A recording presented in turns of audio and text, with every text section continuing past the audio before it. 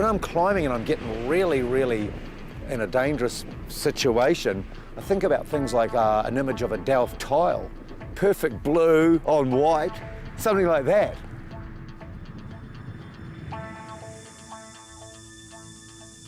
When I was coming back from the mountain through the bush with Lyle, I said, oh, as the sun went down, all of the trees turned the most amazing burning yellow, red, hot colours, and we were left with the mountain was blue, Norge blue. You know, blue, blue, blue, black and white, and then with this coloured trees.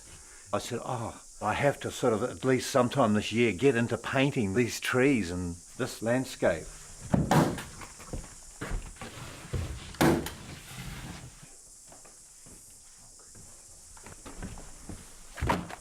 This is the idea for this.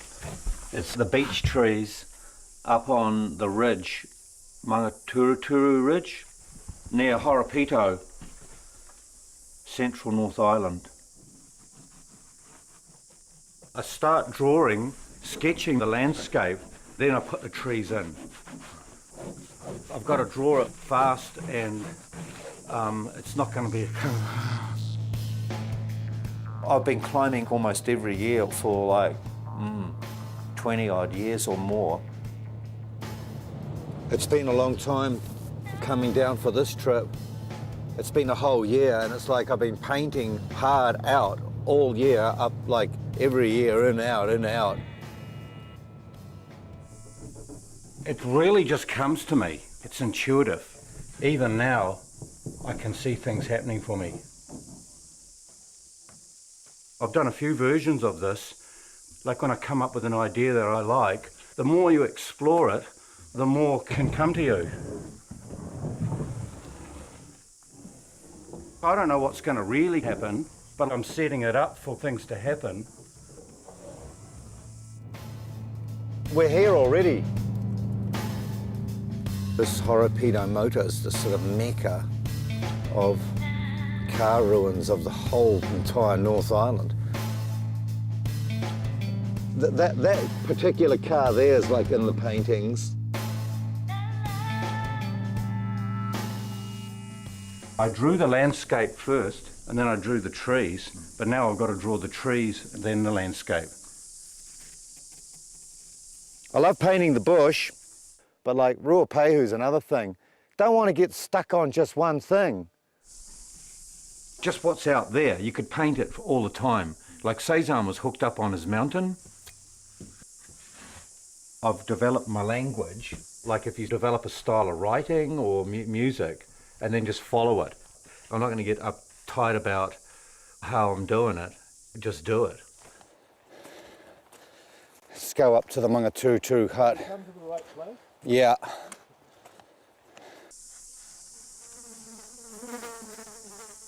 Quite like the sound of a fly like that.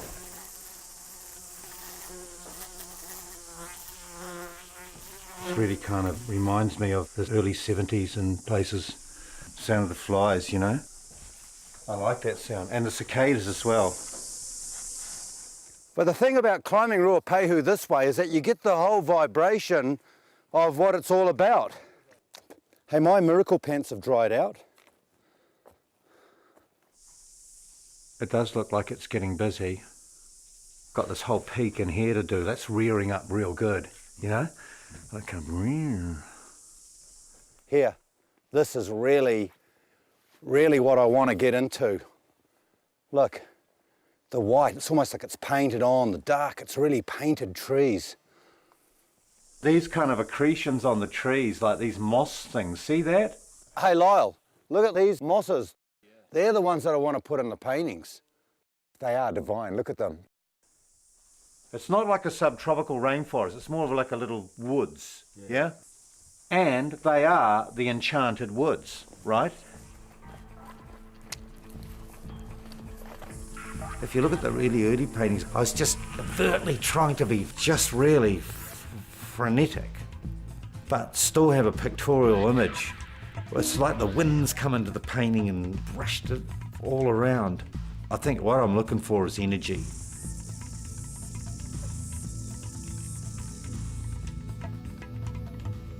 My plan was to make art that was like more raw and rich. I wanted to make a style that was original as well. I've kind of invented my style. I'm not just drawing a rata tree.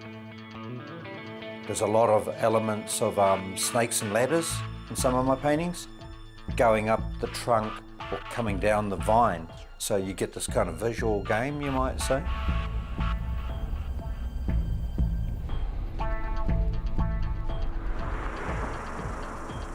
Say you cycle 50 Ks or more, you get quite meditative in your head, and it's a kind of a good state, not thinking about anything in particular. In this age where so many people suffer from stress, just chilling out is a kind of like a bit of a blessing in the great mechanical age.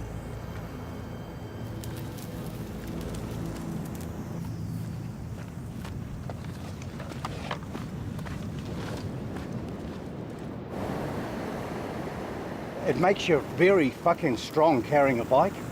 It makes you fit enough to climb Mount Cook doing this.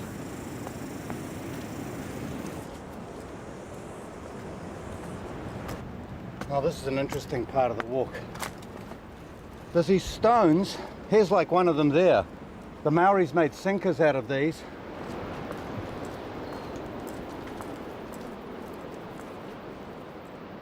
There's a wonderful feeling you get every time you come up the top of that Anawhara hill, pushing the bike up the hill.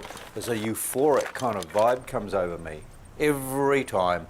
It's just the layout of the hills and the air. It's a dynamic kind of place, and it never fails to impress. I come up here all winter long in the storms, so I know what it's like almost every season. I can't feel any wind. Like, I've been up here leaving the place after a climb, and these trees are roaring.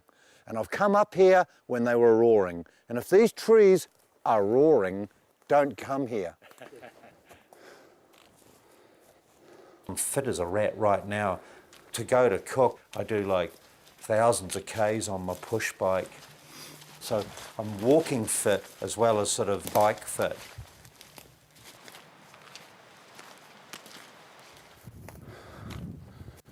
Here we are. Okay, I'll light the fire. I wasn't happy with my home life, that was for sure, and I wasn't happy with school. The art room was my kind of saving thing.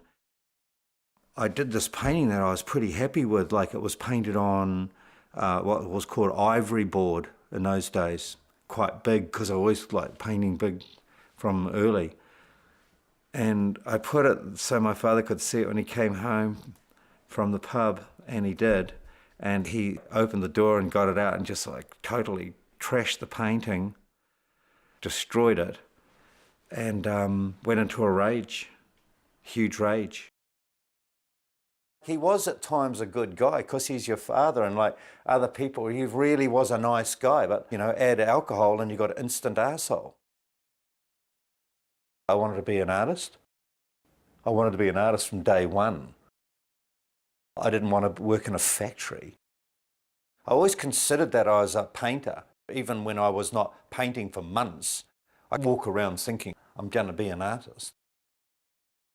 I realised that if you do concentrated work, it seems to somehow pay off. The paintings would either sell and people enjoyed them, and I was like getting there. I knew that it would take at least 20 years to really mature, to get any painting done.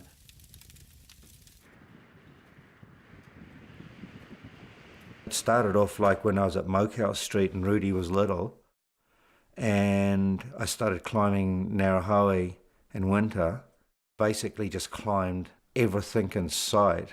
Then I really started trying to drag that into my work.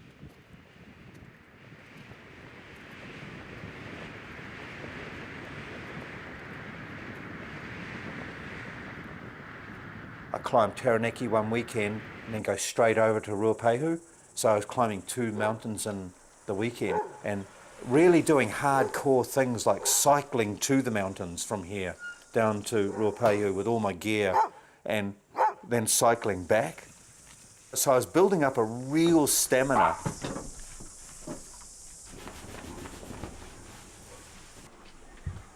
I do still love the paint, yeah? Just the physical thing about painting. I'd paint straight out of the tube, not thinning it in any way. After I've done the underpainting with Prussian blue, etc., I'm going to put in a lot of violet and mauve colours.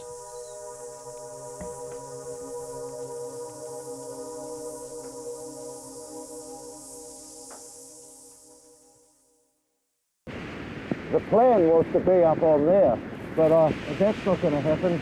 It's too windy.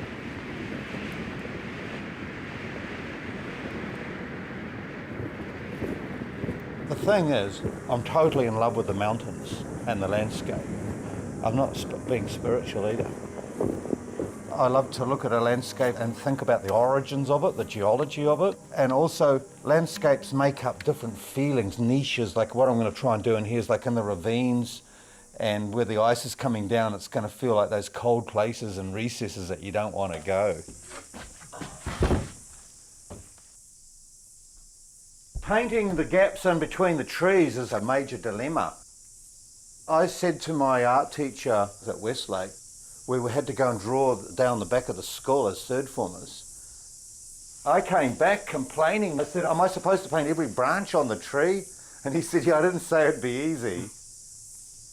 Ever since then, that is a problem, to paint trees. But painting the trees gives the landscape a real perspective. It's really good to be back down here where it's not so windy. I really want to paint this field of boulders, snow-covered boulders here. I've got a backlog of ideas from this little sojourn, you know. I knew that it rejuvenates me every time. And it is like a pilgrimage that you make every year to Ruapehu. It's kind of looking raw, and as well as the whole thing starting to work on its own, it's almost like an abstraction, but it is actually like the place. You really sort of reach inside yourself for the image. I haven't really done just a deliberate rock garden like this. I find this idea pretty majestic. The contrast of the snow and the dark rock, very, very, very nice. It's nakedly brutal. It's brutal.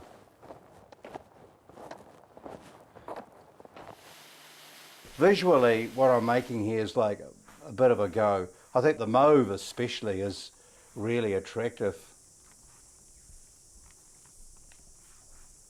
The Prussian blue is on the background, and that's really dense, well-made Prussian blue. And then with the mauve on top, it sits on really well. So now I'm basically putting on the third layer of paint.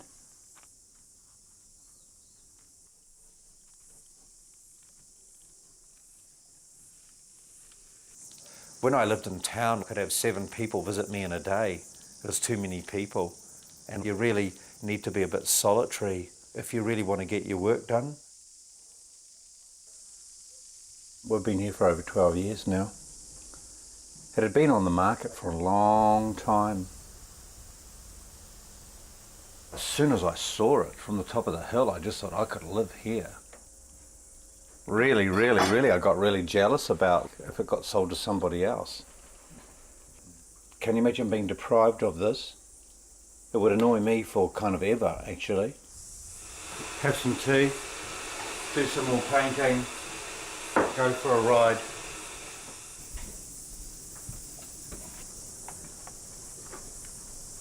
It's about as good as it gets as a garden with butterflies. I have painted a lot, but I know for a fact that that's why I've survived as well, emotionally and economically. This sketchbook starts off with Browns Island. I just filled it with ink drawings. I just kept going.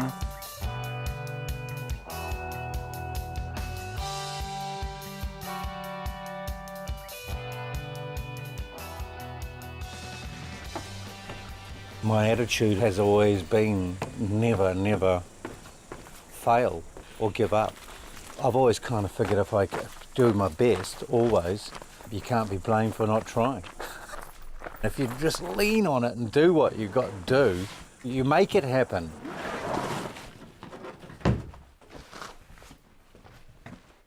Every year that's gone by, like do a solid year's painting. I'm not going to be letting up either. I've learnt the language, and so I just want to follow it up. It's like learning the lyrics to a song and then forgetting them or remembering them. It's just a good thing about spending like 2 to 3 weeks on a painting, making subtle changes along the way, you know, while you're doing another one. There's little parts about the painting bug me and I change it to suit me. So I feel like I got it just right.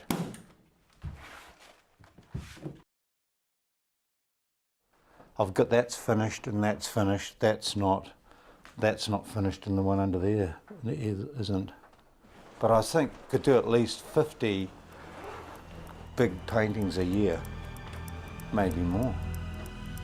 I'm not trying to sort of bust a record.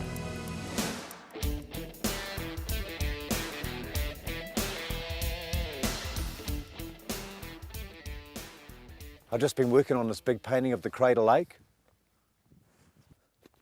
I don't want to paint mountains like a calendar. I want to paint them with guts and vigour. In 2005, I started going down south with Anton. We climbed Aspiring, which was like really just the beginning. The mountains just teach you so much more about life, because there's no way that you could go and try and paint Mount Cook if you'd never been there. For my age, I'm possibly getting a bit over the hill for climbing, but I'd like to see what I could pull out of the bag.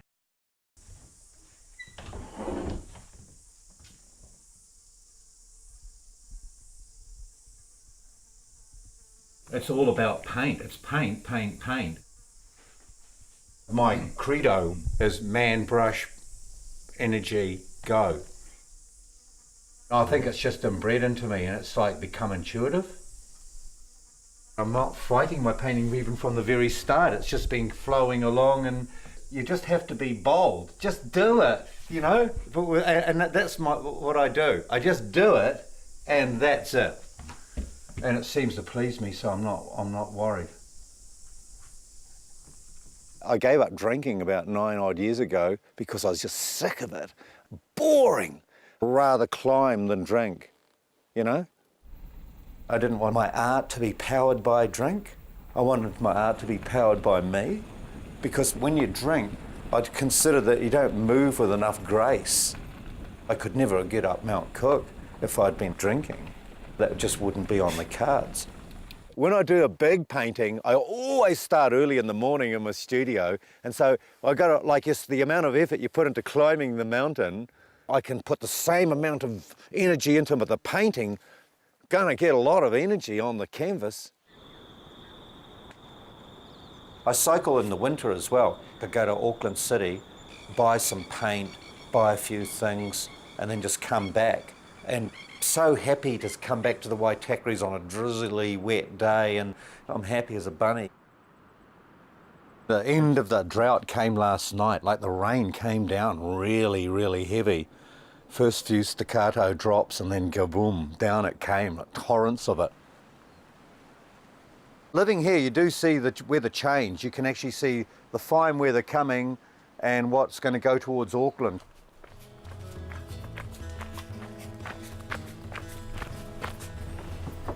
I'm just going to keep producing like a power more work, and I'm not too fussed as to what I'll be painting next week, because it's always on to the next one, or have another one already going, so that you're really producing paintings. If I've ever been worried about what I'm going to paint next, I just rip into a painting and it's all over. It's resolved.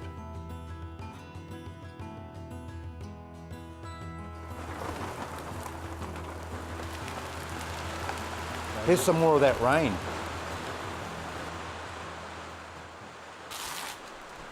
You've got to know really when to stop or move on to another painting. Well, that makes a big difference.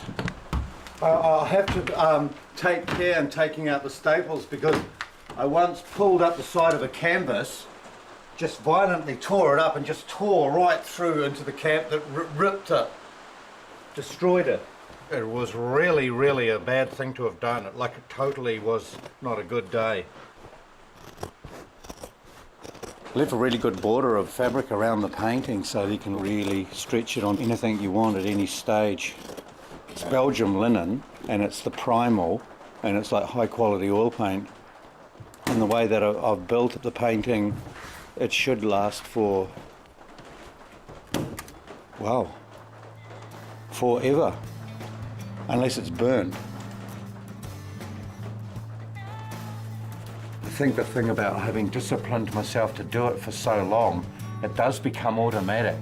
And that's good for the person doing it. I think that's why people play pianos and violins like that. Constantly hammering it, you know, every day, same time, hammer, hammer, hammer on the painting.